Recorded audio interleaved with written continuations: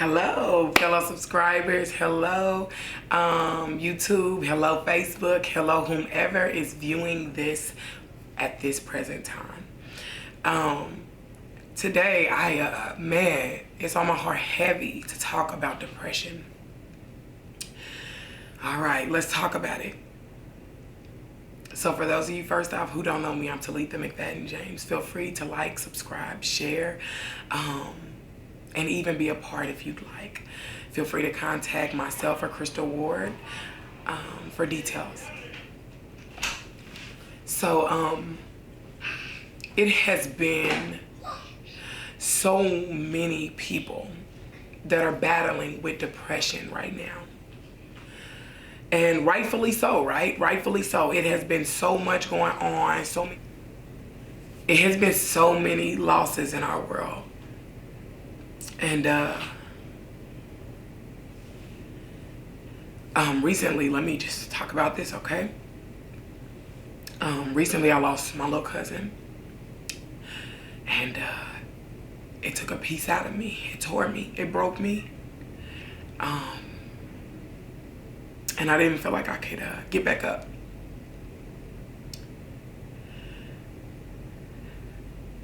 I felt like my heart was ripped out of my chest and taped back in to where it'll fall again at any moment. And every day, every moment, while trying to help others heal and be sensitive to others' needs, it hurts even more.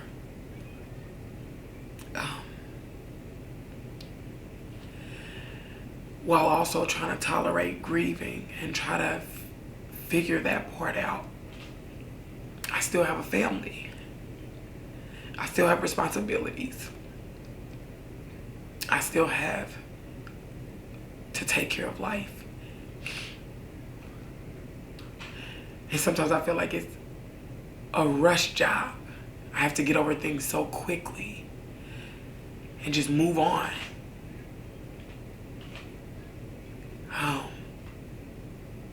But I also know that I can't stay there, right? Today was a hard day for me. Just in general, you know? When you got these things attached to you, it feels like just weights just pulling you down.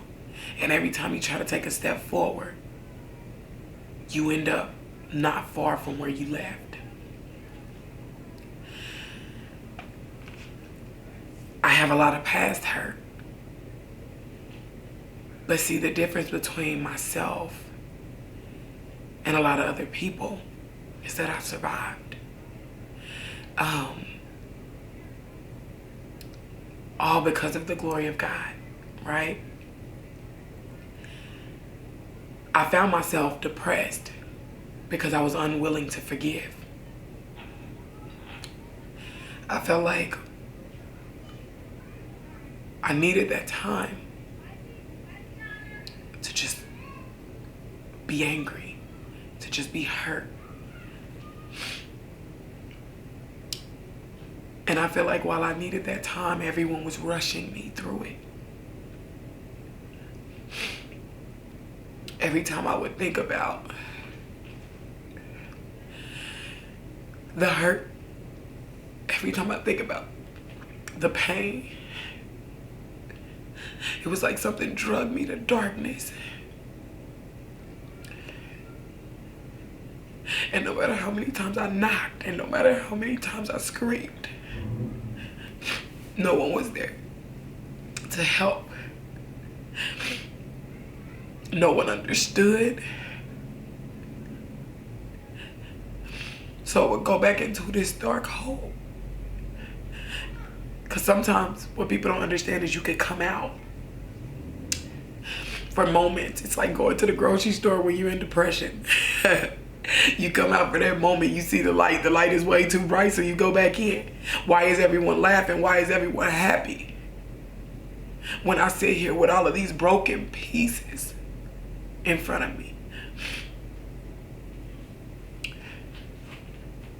A lot of people are still battling with these things, and no one wants to talk about it. And when they do reach out, people think that they're seeking out for attention. People think that they're joking. Imagine being in a dark place. Imagine being in a time in your life where suicide looks better than life. And everyone you reach out to is too busy for you. Everyone you reach out to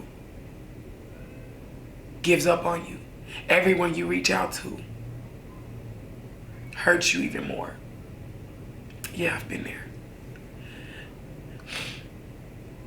And it doesn't feel good. It doesn't feel good at all. But one day I got tired. I got tired of living life.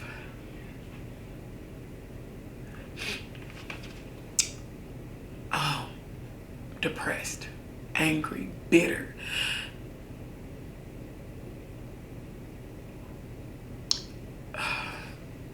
I got tired.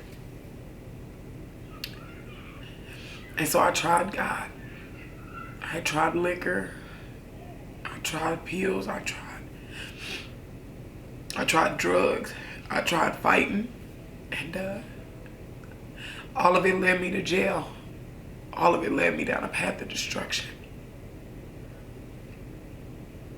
I tried locking myself away in a home. Just stay in the house, Talitha. Nothing can happen to you if you stay in the house. And that's where I began to hurt myself. And it had to have been bad for me to hate myself. A lot of people have low self-esteem, not because you don't think you're beautiful,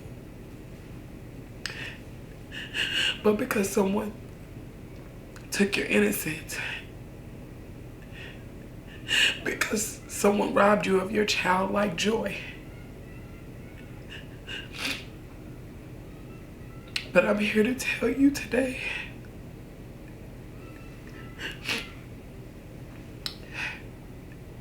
that God healed me. And that unforgiveness that kept locking me back up, that kept placing me back in dark places, unable to be in tune with society, unable to think logically, unable to live.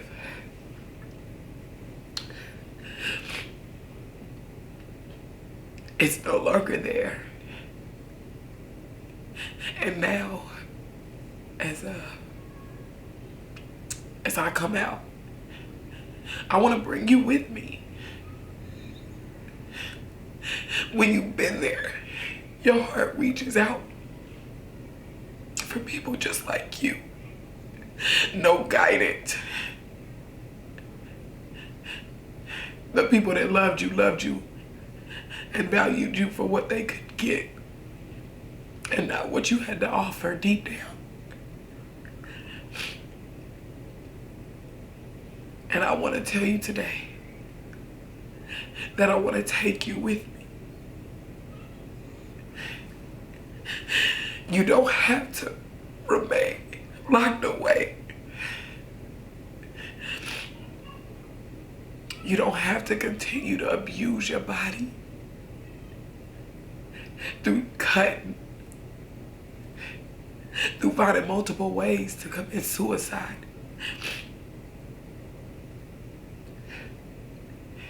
I've made it out, and you have to come. Some people aren't strong enough. Others have been going on with this pain for so long that it's become numb and they're paralyzed.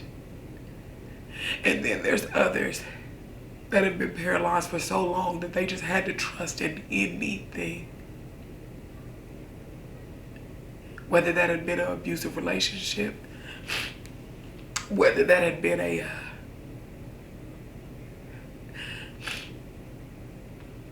Another way to hurt yourself, whether that have been through a life sentence in prison or even through taking their own life, you don't get to suffer again. How dare they take it from you? Steal everything and then still walk off with your life. You have subjected yourself to a life sentence for too long. It's time to be free.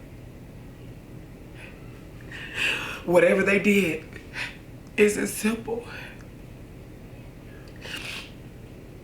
as you taking it and you putting it before the throne of God. It's as simple as taking it to the throne of God.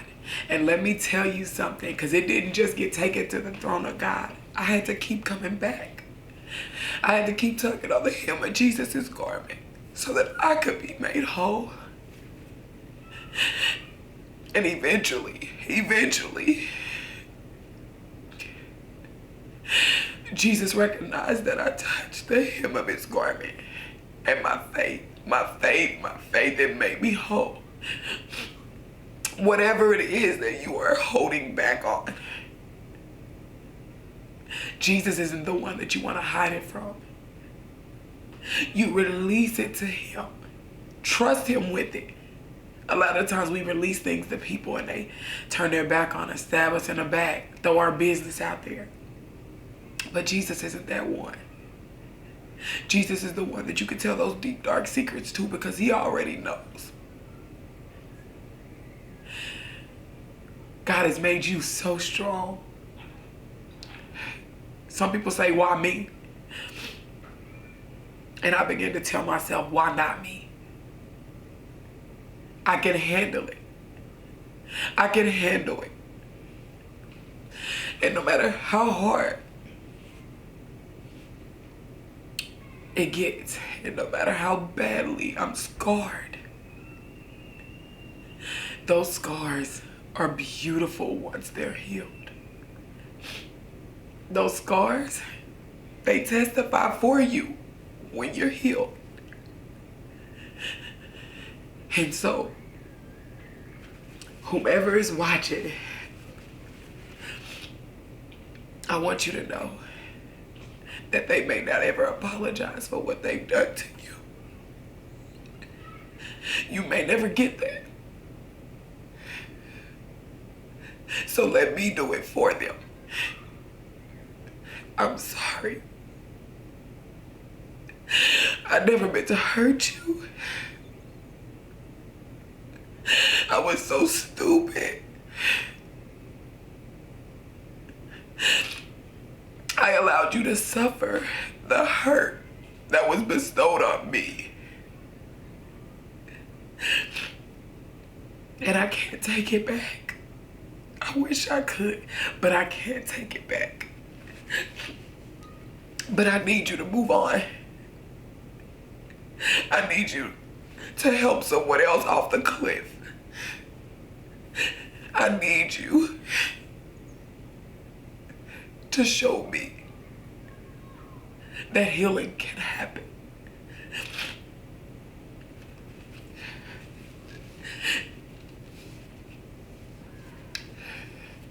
That apology may not have came from them.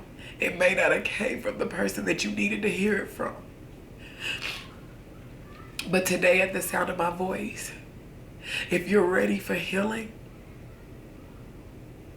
sometimes you gotta heal before you get that apology.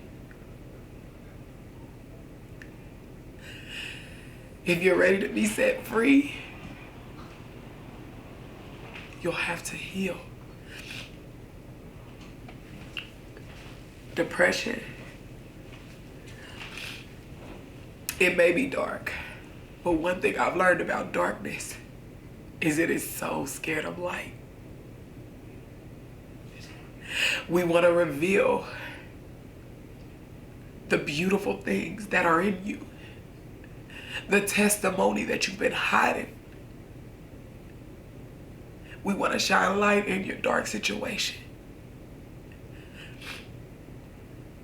And we want to see your scars. You're not alone. It is thousands of other people, if not millions of other people, that are waiting to hear your testimony. The thing about it is, when you hear someone that's not healed, no one wants to listen. But when you hear from a person that has healed, been transformed, renewed, delivered, and set free,